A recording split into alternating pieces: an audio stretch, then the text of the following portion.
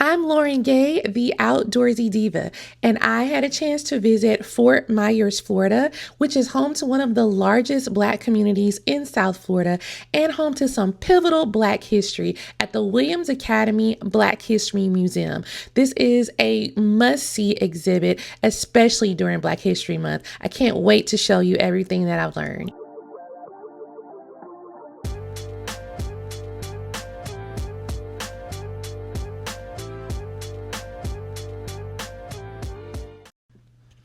I spent a lovely morning with Mr. Charles Barnes Jr., a native of the Fort Myers area and former captain in the Lee County Sheriff's Office. Mr. Barnes is chairman of the board for the Lee County Black History Society, and this is the society that purchased and established the Williams Academy Black History Museum, which opened in 2001.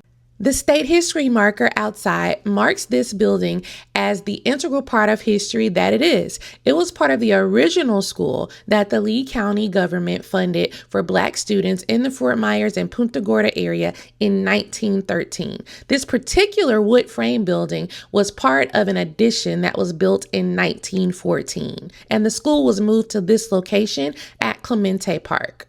The museum has a number of exhibits and a wealth of information, and much of it came directly donated from the people in the community who grew up in this neighborhood.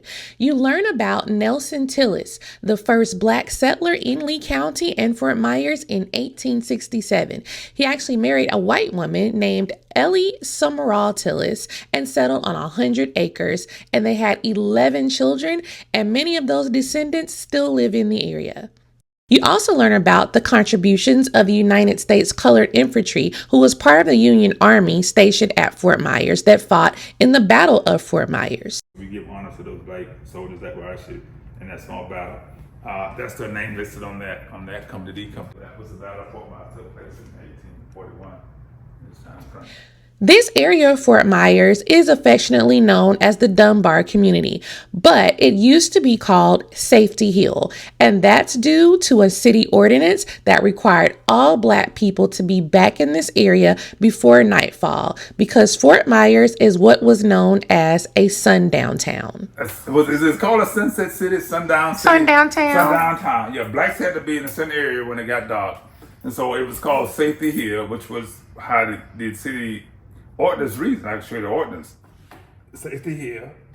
I also talked about this only place you could actually fencing, walking, upon in the street, visiting the section, city park. So you had to be in that location, and there's an ordinance that said it. But as in politicians said that doesn't really sound appropriate for the city, so they started calling it the Dunbar Heights area officially. But the people in the community loved Dunbar High School. And so they said, no, we just call ourselves Dunbar areas because of Paul and Dunbar, what it represented. So it was a heartbeat of the community. So there are displays talking about the Jones Walker Black Hospital, which opened in the 1920s, and that was the only hospital where Black people could attend for many, many, many decades, and they were actually in operation into the 1970s. You also learn about Mayola Ponder Wells Diggs, who began her practice as a midwife in Fort Myers.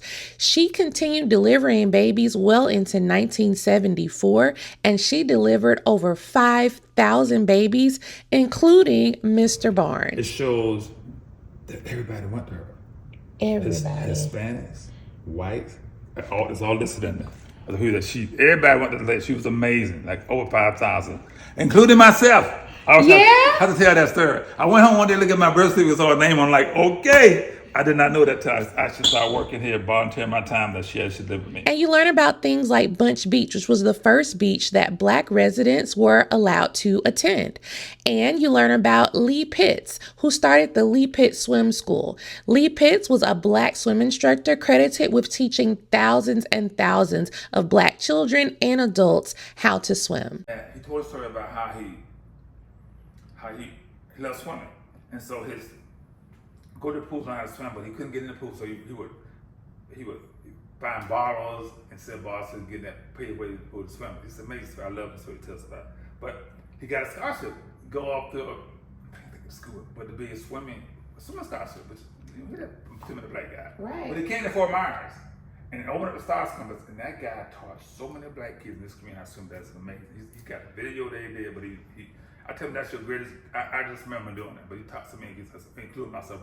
I was just say that's how you. Yeah, because I was told that I believed that story. How old were you when you finally learned that? I was a grown man.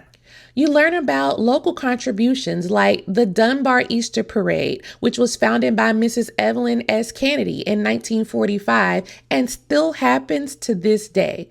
In the timeline room, you also learn about the contribution of Black churches in the area, several of whom are over 100 years old. You learn about the school integration journey and the contributions of service people and other prominent Black members of the community. In spite of what he went through, he became a captain of the fire department.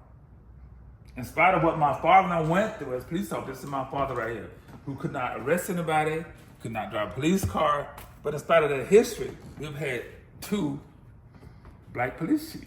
I love that the museum continues to grow and evolve by having a section of the exhibit that they rotate out quarterly, and they continue to find new and innovative ways to capture the attention of the youth who visit. They've even brought in an events coordinator to bring fresh new ways to engage with the community and utilize the museum space. I always talk about how Dr. Cesar Carter, who we call the founder of Black History Month, but he talks about, in his beginnings, to talk about history, from it going from the subject to honoring Black History Week to honoring Black History Month, because we went through a time frame there. But in that time frame, his emphasis was really not to talk about our struggle, but what we accomplished in spite of our struggles. And so that hit me this year. So when I talk about our history with our kids, I talk about the accomplishments that Black folks had delivered to this country, but to this world. In spite of what we endured, we have made some great contributions to this country and to this world. In spite of, and so when I talk about that with our young folks now, I see a different glimmer in their eyes about our history. So keep that in mind to my followers when you talk about history, because they understand. I did a thing about Black founders, Black creators, and when you're among Black young kids and they take out their camera, start taking pictures and shots of themselves with it, you know you got it. If they start doing this, surface with pictures, they did all down my wall. That's the only time they've ever done that when I gave tours. This building, of course, dates back to 1913. It was first building that was government funded to educate Black kids in Lee County, but it served to 2 other surrounding counties during the early 20s. This class session actually taught in the building, one of the first educators. The building was slated for destruction in '95, and this organization was able to acquire it. We brought it to this park, got off school board property, brought it to this location, and they started doing what people do in this community, raise funds. Opened up as a museum in 1999. Listen now, I'm a geriatric millennial. I know some stuff. I get surprised if you look at, so what is that? I said, the granddaddy of the calculus. I said, you count with this house. I don't know how to use it, but I do know what it is. It's grade 3 and 2 and 5, and then you had to do it with the whole number more until you got to the bottom. So time consuming. Yeah, but that's what they had. The museum has exciting plans for expansion, with plans for a Black cultural center, amphitheater, and an all-access playground, all there at Clemente Park. They're hoping to break ground sometime this year. This museum really is a gem in the state of Florida, and if you find yourself in the Fort Myers area, it's definitely worth planning a visit.